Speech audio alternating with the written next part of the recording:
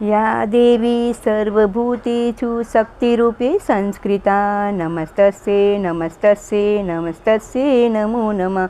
या देवी सर्वभूतेषु लज्जा संस्कृता नमस्तस्यै नमस्तस्यै नमस्तस्यै नमो नमः। या देवी सर्वभूतेषु शुद्धारूपी संस्कृता नमस्तस्यै नमस्तस्यै नमस्तस्यै नमो नमः। મિત્રો, હું આજ મારા કુળદેવી અંબેવાનું કહું છું. એ બનાસકાંઠામાં ગુજરાતમાં માતાજીનું શક્તિપીઠ આવેલું છે અને એ શક્તિપીઠ માતાજીનું પ્રખ્યાત મંદિર અને ઘણા ધાર્મિક લોકો અને અમે પોતે બી હર વર્ષે માતાજીના દર્શન કરવા જાય છે. મારું કુળદેવી છે એટલે મિત્રો. અને એ શક્તિપીઠ કહેવાય છે કે માતાજીનું હૃદય ત્યાં પડ્યું હતું એટલે એને લીધે શક્તિપીઠ પ્રખ્યાત થયું છે. અને એ માતાજીની ગબ્બર ત્યાંથી માતાજી આવે છે. એક રાજાની બી કથા છે.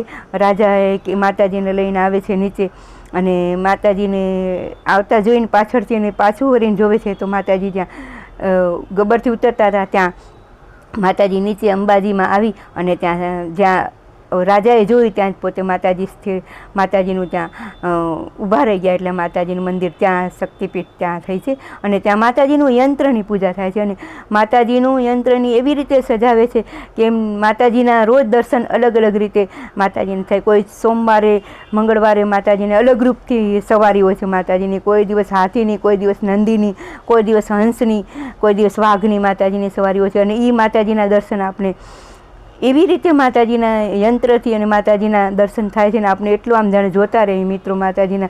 જાણે અહીંયાથી આપણે જઈએ નહીં અને એ માતાજી બધાની મનની ઈચ્છા પૂરી કરે છે મા જગદંબા. અને એ ગબ્બરથી ઉતરતા આવતા ત્યાં મા જ્યોતિ માતાજીની જ્યોત છે ત્યાં. અને માતાજીને જ્યોતના ગબ્બરમાં દર્શન કરવાનું અને ન ચડી શકાય ગબ્બર તો ત્યાં ઉડન ખટોલાની બી સગવડ છે ત્યાં મિત્રો. અને એ તો બધાને ખબર જ છે માતાજીનું મંદિરની તો, પણ આ મારા મનથી મને યાદ આવ્યું છે એટલે હું મંદિરની વાત કરું છું. અને એ કહે છે કે ગોવાળિયો હતો તેમાં માતાજીની ગાયને ચરાવતો હતો. અને એક વખત ગોવાળિયો ત્યાં જાય છે અને માતાજી એને કહે છે કે આ ગોવાળિયો બોલે છે કે મને આ ગાયનું ચરામણ આપો. ત્યારે માતાજી સુપડું ભરી અને જવ આપે છે. ત્યારે સુપડું ભરીને જવ આપે છે તો ગોવાળિયાને ક્રોધ આવે છે તો એ જવ છે ને ત્યાં ને ત્યાં મૂકી અને આવે છે. અને 2-3 જવના દાણા રહી જાય છે એના ઓલા હાથમાં. તો એ 2-3 જવના દાણા ઘરે આવીને જોવે છે તો એ જવના દાણા સોનાના થઈ જાય છે. ત્યારે એને થાય છે પછી પાછો જાય છે પોતે ગોવાળિયો જોવા, પણ માતાજી એમને ત્યાં દર્શન નથી આપતા.